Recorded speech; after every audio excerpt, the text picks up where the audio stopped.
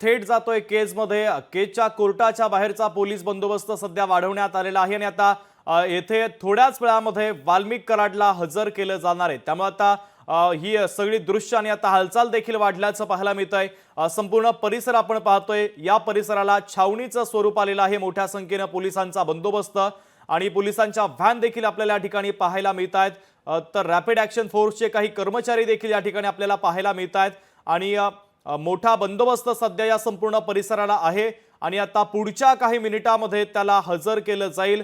काही दृश्य देखील आपल्याला पाहायला मिळतात। त्याला पोलीस स्टेशनमध्ये सध्या आणण्यात आलेलं आहे। त्यानंतर लगेचच येथे त्याला दाखल केलं जाणार आहे आणि ही दृश्यही आपण पाहतोय। पोलिसांनी सध्या बाकीच्या सगळ्या गाड्या रस्त्यावरती रोखलेल्या आहेत। पोलिसांच्या वतीने ही कारवाई देखील आता केली जाते आहे।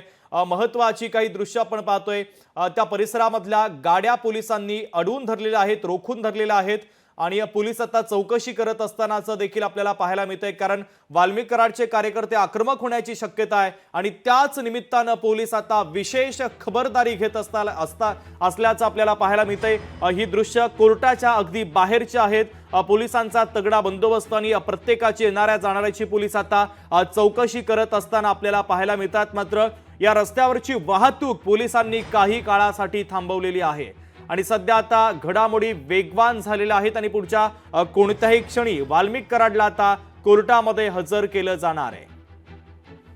तर आजच्या दिवसभरातील सगळ्यात महत्त्वाची आणि मोठी अपडेट आपण पाहतोय।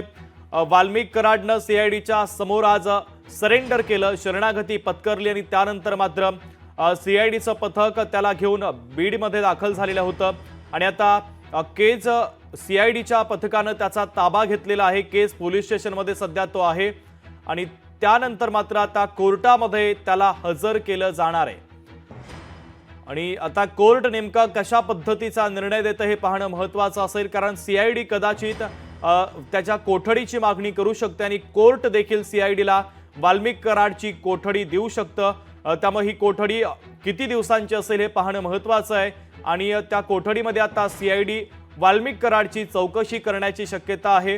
कारण खंडणीच्या प्रकरणामध्ये त्याला अटक झालेली आहे। तर आता देशमुखांच्या हत्या प्रकरणाच्या संदर्भात देखील त्या अनुषंगानं त्या अँगलनं सीआयडी आता त्याचा तपास करणार आहे।